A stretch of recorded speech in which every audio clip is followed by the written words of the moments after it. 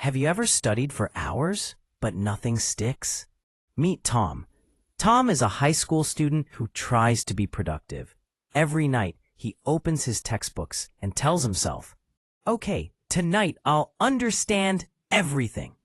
But reality hits. First 5 minutes, focused. Next 5 minutes, on his phone. Another 5 minutes, already asleep.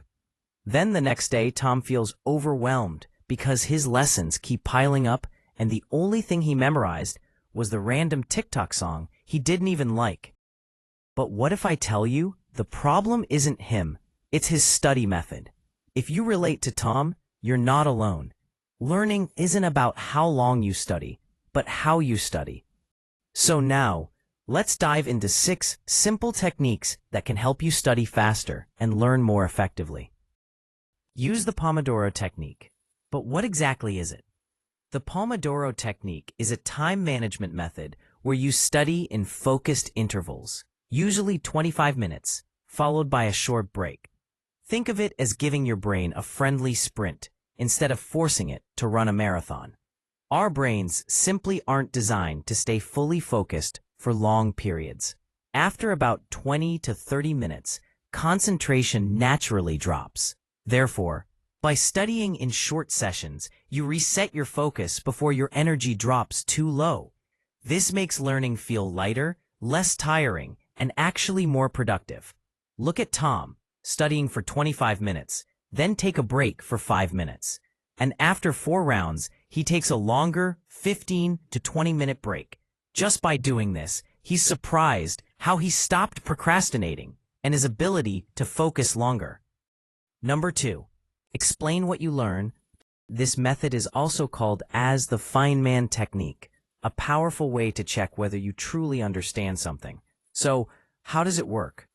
Simple. If you can explain a topic using easy, everyday language, that means you actually understand it. If you can't explain it, that means you're just familiar with the topic, not truly learning it. This technique is so effective because when you explain something out loud, your brain is forced to connect ideas, organize information, and fill in the gaps you didn't realize were missing. It turns passive learning, just reading, into active processing where your brain has to think, not just receive. Now, Tom practiced teaching imaginary students in front of a mirror, and he quickly noticed something. Whenever he got stuck while explaining, it showed him exactly which part he didn't understand yet. This made studying more efficient because he knew what to review. Number 3. Use visuals. Visuals help your brain process information faster and remember longer. In fact, studies show that our brain can process visual information up to 60,000 times faster than plain words. Tom realized that when he only read paragraphs, his eyes were moving, but his brain was not really absorbing anything. But once he started adding visuals, suddenly everything became clearer. For example, he can build mind maps, use different highlighter colors, or when he didn't understand a topic, he watched short animated videos that explained the idea visually. Number 4. Break material into smaller parts. Big tasks feel overwhelming, while small chunks feel achievable. It's science. Smaller pieces reduce mental load, make starting easier, and give you quick wins that build momentum. So, instead of telling himself, study chapter 5, Tom turned it into a microplan. Read section 1, write 3 key points, do 3 practice questions. Each mini step is short, specific, and measurable. After finishing each one, Tom feels progress, so he keeps going. Number 5. Practice questions, not just reading. Your brain learns better by doing instead of passively reading. When you test yourself, your brain is forced to retrieve information, and this strengthens your memory much more effectively. Practice problems activate something called active recall, which makes your brain pull information out instead of just recognizing it on a page. This pulling process is what builds long-term memory. It's like training a muscle.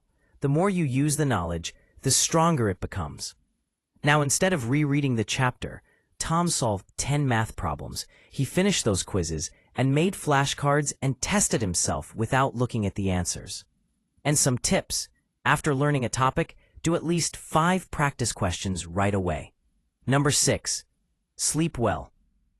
Your brain organizes, sorts, and stores everything you learned while you sleep, not while you're awake. During sleep, especially deep sleep, your brain strengthens the connections between neurons. This process is called memory consolidation. It's like your brain's save button. Without enough sleep, your brain can't properly save what you studied, even if you studied for hours. That's why sometimes you study all night, and the next morning you remember nothing. Try to stop sleeping at 2 a.m. and set a consistent sleep schedule. Also took short 15 to 20-minute power naps when your brain felt tired. Aim for 7 to 8 hours of sleep, especially the night before exams. You will remember far more than if you stay up all night trying to cram. After trying these techniques, Tom felt lighter, more confident, and more productive. He realized that learning is about strategy, not suffering. And if Tom can do it, you can too. Remember, learning is a journey, not a race. Thank you for helping me study today. If you like this video, click the like and subscribe button.